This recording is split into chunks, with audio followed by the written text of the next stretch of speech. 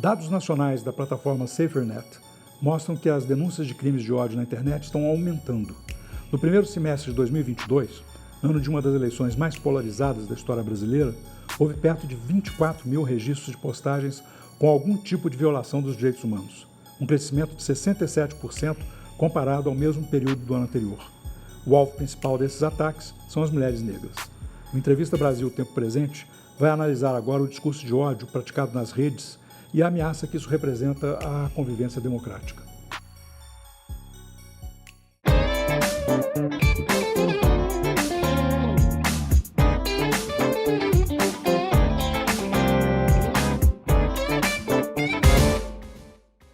Olá, eu sou Sérgio Abranches, muito obrigado pela companhia de vocês. Eu hoje vou conversar com o sociólogo Luiz Valério Trindade, que é doutor pela Universidade de Southampton, na Inglaterra, e autor do livro Discurso de Ódio nas Redes Sociais, um livro bastante interessante que vai ser o tema da nossa conversa.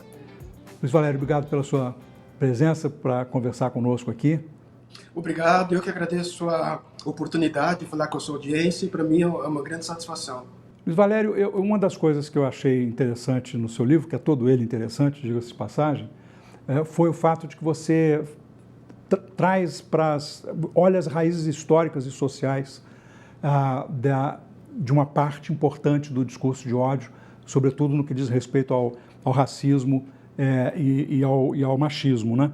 E isso meio que desmistifica o fato de que as redes sociais inventaram um discurso, né? Você também traz para a discussão a questão de que os algoritmos, que são os que propagam esse discurso, né, eles não são uma construção neutra. Os algoritmos são construções sociotécnicas, né? Quando as pessoas programam, criam algoritmos, né, ou criam todas essas ferramentas digitais, elas carregam consigo todas as suas crenças e ideologias, elas acabam se refletindo nessas tecnologias. Então, as tecnologias não são neutras, não são isentas, né, de crenças, ideologias, discriminações e preconceitos. A SaferNet diz que houve um aumento importante, né, no ano de 2022, no período que antecedeu as eleições. E você acha que houve um agravamento por causa da posição da extrema-direita, ou a extrema-direita que sabe aproveitar esse caldo de cultura que já estava formado na sociedade? A extrema-direita, naturalmente, né, o discurso, digamos, extremista, né, ele exerce um papel relevante nesse contexto. Mas o que eu entendo mais preocupante é o fato de que a propagação do discurso de ódio, ele naturalizou a descrição do oponente político não como alguém que nutre ideias e conceitos diferentes, mas sim como um inimigo. E inimigo são aniquilados. Então, nesse contexto do advento de discursos extremistas, criou-se essa crença de que o oponente é meu inimigo. Por consequência, ele deve ser eliminado. Você também faz uma coisa importante, que é mostrar que o discurso de ódio, nos seus antecedentes, na sua formação e na sua propagação, ele tem elementos que vêm da matriz do racismo estrutural, do racismo de recreação, não é? Eu queria que você contasse um pouco para a gente suas ideias sobre isso. O que acontece é que os discursos de ódio, eles se manifestam de duas formas. Eles podem se manifestar de forma explícita, ou seja, com a utilização de vocabulário e linguajar altamente agressivo e muitas vezes até mesmo de baixo calão, ou ele se manifesta camuflado em piadas de cunho depreciativo.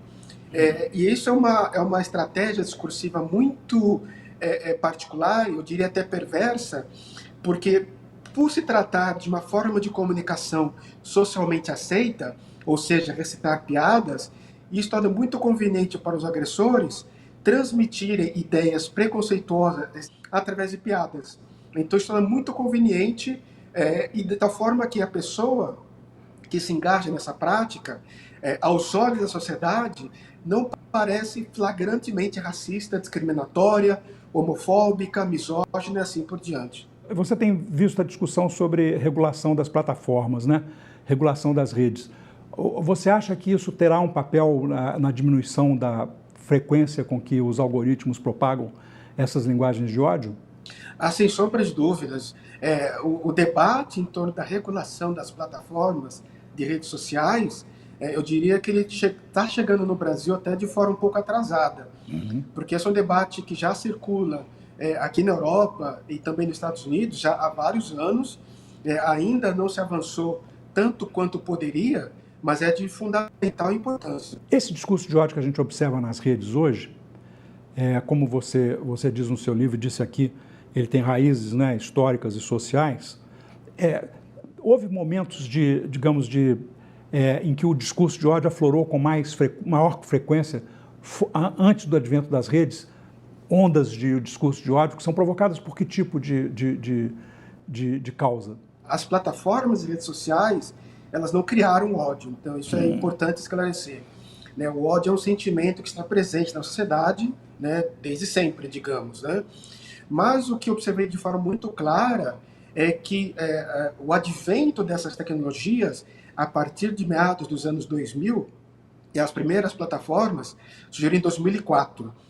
A partir do crescimento dessas plataformas, que no ano de 2012 atingiu a impressionante marca de 1 bilhão de usuários mensais ativos, se observa um crescimento vertiginoso na disseminação do discurso de ódio. As pessoas que se engajam na prática de construção e disseminação do discurso de ódio nas redes sociais, elas fazem uso de uma tecnologia que permite a disseminação e amplificação de suas vozes numa velocidade impressionante. Então, quando uma pessoa posta um conteúdo depreciativo, hoje, numa rede social, esse conteúdo, ele circula, ele praticamente roda o mundo em questão de segundos. Então, isso potencializa muito as vozes raivosas nas redes sociais. Você acha que ajuda também nisso a possibilidade do anonimato nas redes? Quer dizer, eu posso usar uma personalidade fake para falar o que eu quiser, sem expor a minha própria pessoa. Você acha que isso ajuda também na frequência e na violência com que o discurso é propagado? Ótima pergunta. Esse é um tema que eu também abordo bastante nas minhas pesquisas, porque, de fato, existe essa crença eu chamo de pseudo-anonimato. E é uma falácia, ou seja, é uma crença em algo que não se confirma com a realidade. Então, muitas pessoas se engajam nessa prática porque acreditam que, por estar atrás da tela do computador, então elas têm a liberdade de destilar seu ódio de forma irrestrita, acreditando que elas não podem ser alcançadas.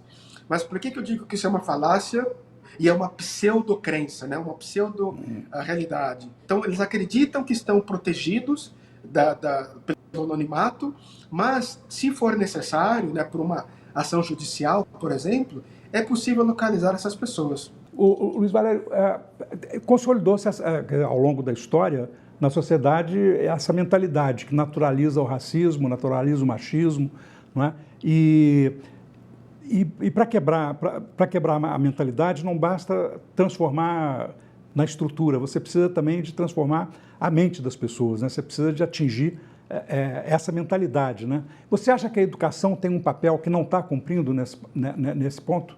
Olha, aí gostei muito da sua pergunta, porque me permite dizer o seguinte. Em 2018, eu publiquei um documento público que se chama Formas Contemporâneas de Racismo e Intolerância nas Redes Sociais. E por que eu digo isso? Porque nesse documento público, eu defendo 4 pilares para o combate ao discurso de ódio nas redes sociais. O primeiro é a atualização do arcabouço jurídico. Segundo, o governo, né, em todas as esferas, municipal, estadual e federal, deveriam incentivar ou criar campanhas educativas de conscientização da população para que tenham noção de que essas práticas são nocivas, elas causam impacto na vida das pessoas e que as pessoas são passíveis de sanções legais. O terceiro pilar é exatamente a educação. Ensino fundamental e médio deveriam implementar programas educativos porque os jovens constituem o maior grupo demográfico usuário dessas plataformas. Então, eles precisam ser instruídos a respeito dos riscos e malefícios dessa tecnologia. E, por fim, o quarto pilar são as corporações por trás dessas ferramentas, que elas precisam instruir seus usuários para que deixem de acreditar que as plataformas e redes sociais, elas são terras de ninguém. Não é um faroeste. Elas precisam deixar de acreditar nisso. É uma combinação de regulação e autorregulação, né? Além da campanha executiva, né? Quer dizer, a plataforma tem a obrigação também de agir como uma reguladora de si própria, né? Do que circula nela. Exatamente. Você continua acompanhando sistematicamente as redes e você sentiu alguma mudança mais recente na propagação do discurso do ódio? E queria também que você falasse um pouco como é que você observa a diferença entre isso que acontece no Brasil e o que está acontecendo em outros países, por exemplo, na Europa. Bom, primeiro sim, eu acompanho, né, com muita preocupação o que acontece nas redes sociais e principalmente alinhado, né, com o que eu comentei há poucos instantes, essa questão de que o que se faz nas redes sociais tem esse impacto na vida real das pessoas. E um dos aspectos mais preocupantes desse fenômeno é a morte de jovens, ou seja, a incitação à prática do suicídio. Então, existem inúmeros casos de jovens que foram expostos a uma quantidade gigantesca de conteúdo extremamente perturbador que os levou à prática do suicídio. Então, esse é um fator que me preocupa bastante e eu acompanho com muita preocupação. O segundo aspecto da sua pergunta, né, é a diferença entre o que ocorre no Brasil e o que acontece na Europa. O fenômeno ele é o mesmo. O que muda são as motivações. Então, aqui na Europa, né, onde eu resido, o que se observa é que fenômenos como a imigração de pessoas, né, de indivíduos do norte da África, né, para alguns países europeus, acaba sendo a mola propulsora de discurso de ódio. Né, mas a prática em si, né, ela é a mesma. Mudam o fator que desencadeia o ódio, mas a prática do ódio das redes sociais, ela tem aspectos comuns com o que se observa no Brasil.